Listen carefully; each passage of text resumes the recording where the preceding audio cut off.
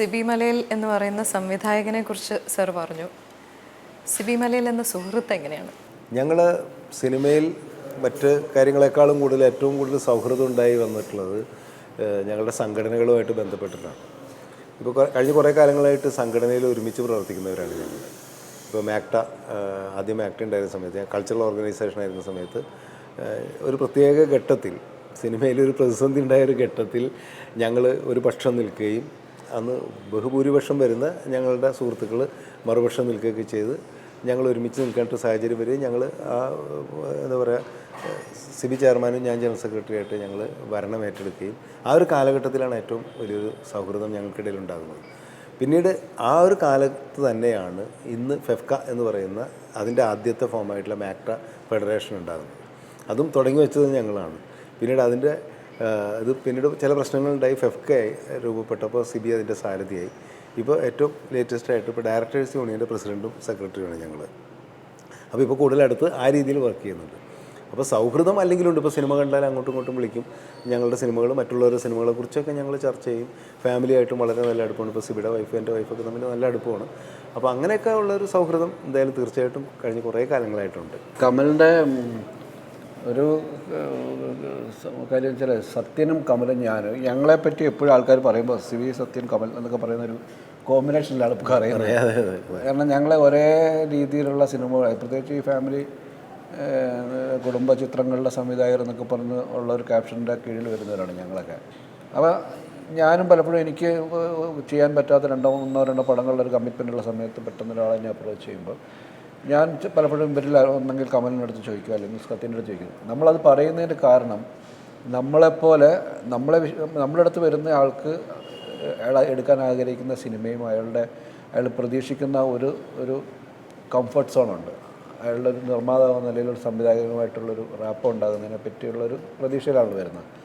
അപ്പോൾ അത് ഈക്വലി കൊടുക്കാൻ പറ്റുന്ന, അല്ലെങ്കിൽ അയാൾ പ്രതീക്ഷിക്കുന്ന രീതിയിലുള്ള ഒരു സിനിമയുടെ ഒരു അറ്റ്മോസ്ഫിയറിലേക്ക് അയാളെ ഡയറക്റ്റ് ചെയ്യണമെങ്കിൽ എനിക്ക് വിശ്വാസപൂർവ്വം വിടാൻ പറ്റുന്ന ആൾക്കാർ അന്ന് സത്യനും കമലുമാണ്. അപ്പോൾ നമ്മൾ അവരുടെ അടുത്തുള്ള ചോദിച്ചു നോക്കുന്നത് അങ്ങനെ ഒരു ഞങ്ങൾ തമ്മിൽ പരസ്പരം പറഞ്ഞിട്ട് കമ്മ്യൂണിക്കേറ്റ് ചെയ്യണമെന്നില്ല, അങ്ങനെ സംഭവിക്കാറുണ്ടായിരുന്നു.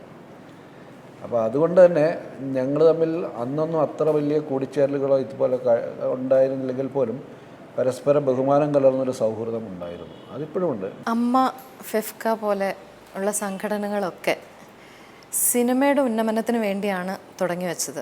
പക്ഷേ ഇത് തമ്മിലുള്ള പ്രശ്നങ്ങൾ സിനിമയെ ബാധിക്കുന്നുണ്ടോ? ഗുണമുണ്ട്, ഒരുപാട് ഗുണങ്ങളുണ്ടായിട്ടുണ്ട്, കുറേ ദോഷങ്ങളും ഉണ്ടായിട്ടുണ്ട്. അത് ഹാൻഡിൽ ചെയ്യുന്നവരുടെയും കൂടെ പ്രശ്നങ്ങളാണ്. അതെങ്ങനെ ഹാൻഡിൽ ചെയ്യണമെന്ന് നേതൃത്വത്തിൽ ഇരിക്കുന്നവർ അതെങ്ങനെയാണ് ഹാൻഡിൽ ചെയ്യുന്നതെന്നുള്ളൊരു വിഷയമുണ്ട്. അത് കുറച്ചും കൂടെ എന്താണ് ഒരു പക്വതയോടുകൂടി സിറ്റുവേഷനെ ഹാൻഡിൽ ചെയ്യാൻ കഴിയണം. ഒന്ന് പറഞ്ഞ് രണ്ടാമതേന് നമ്മൾ ഉടനെ ഒരു വലിയ ഒരു സ്റ്റേണായിട്ടുള്ള സ്റ്റെപ്പുകളിലേക്കൊക്കെ പോകാതെ അതിനൊരു അമിക്കബിൾ ഏരിയാസ് ഉണ്ടോ എന്ന് കണ്ടുപിടിച്ചുകൊണ്ട് ഏറ്റവും ഒടുവിൽ എടുക്കേണ്ട സ്റ്റെപ്പൊക്കെ ആദ്യം എടുക്കുന്നതുകൊണ്ടാണ് പലപ്പോഴും ഇത്തരത്തിലുള്ള പ്രശ്നം. പിന്നെ വേറൊരു വലിയ പ്രോബ്ലം എന്ന് പറയുന്നത് അത് ഇങ്ങനെ ഇഷ്യൂസൊക്കെ ഇതിനു മുമ്പൊക്കെ ഉണ്ടായിരുന്നു ഇതിനകത്തൊക്കെ. പക്ഷേ അതൊക്കെ പ്രേക്ഷകരുടെ പൊതുജന ശ്രദ്ധയിലേക്ക് വരുന്നത് നമ്മളുടെ ഈ ടെലിവിഷൻ ചാനലുകളൊക്കെ വരുന്നതോടുകൂടിയാണ്. ടെലിവിഷൻ ചാനലുകൾ വരുമ്പോൾ നമ്മുടെ പ്രത്യേകിച്ചും സിനിമ പോലെയുള്ള അത്ര പോപ്പുലറായിട്ടുള്ളൊരു മീഡിയത്തിൽ നടക്കുന്ന ഒരു ചെറിയ അനക്കം പോലും അതിനെ വളരെ എൻലാർജഡായിട്ടാണ് പുറലോകത്തിലേക്ക് എത്തിക്കപ്പെടുന്നത്. മുമ്പത്തേക്കാൾ ഇപ്പോൾ അധികം പ്രശ്നങ്ങളുണ്ട് എന്ന് പറയുന്നതിനകത്ത് വലിയ കാര്യമില്ല. കാരണം അന്നുള്ള കാര്യങ്ങൾ അധികം പുറത്ത് പോയിരുന്നില്ല, ഇന്നിപ്പോൾ പെട്ടെന്ന് പുറത്ത് പോകുന്നു എന്നുള്ളതും ഒരു കാര്യമുണ്ട്. ഈ സംഘടനകളുടെ നിയമങ്ങൾ പ്രൊഡക്ഷൻ കോസ്റ്റ് കൂടാൻ കാരണമായിട്ടുണ്ടോ?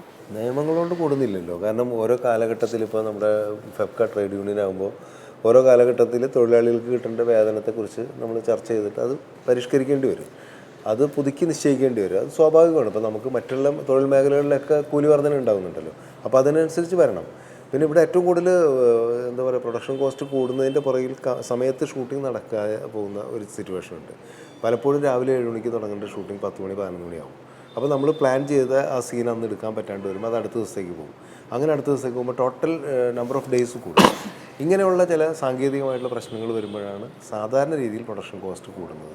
മറ്റൊന്ന്, സ്വാഭാവികമായിട്ട് ഈ താരങ്ങളുടെയൊക്കെ പ്രതിഫലം വളരെയധികം ഉയരുന്നുണ്ട്. ഇപ്പോൾ ഒരു താരം ഒരു പടം ഓടിക്കഴിഞ്ഞാൽ ഇമ്മീഡിയറ്റ് ആയിട്ട് പൈസ കൂട്ടും. അപ്പോൾ അതിൻ്റെ കൂടെ ഉള്ള താരങ്ങളും പൈസ കൂട്ടാൻ തുടങ്ങും. അപ്പോൾ സ്വാഭാവികമായിട്ടുണ്ടാകുന്ന ഒരു പ്രൊഡക്ഷൻ വർധന, കോസ്റ്റിൻ്റെ വർധന ടെക്നീഷ്യൻസിൻ്റെ ഭാഗത്തുനിന്ന്, അത് ഈ സമ്മർദ്ദം അവിടെ നിന്ന് വരും.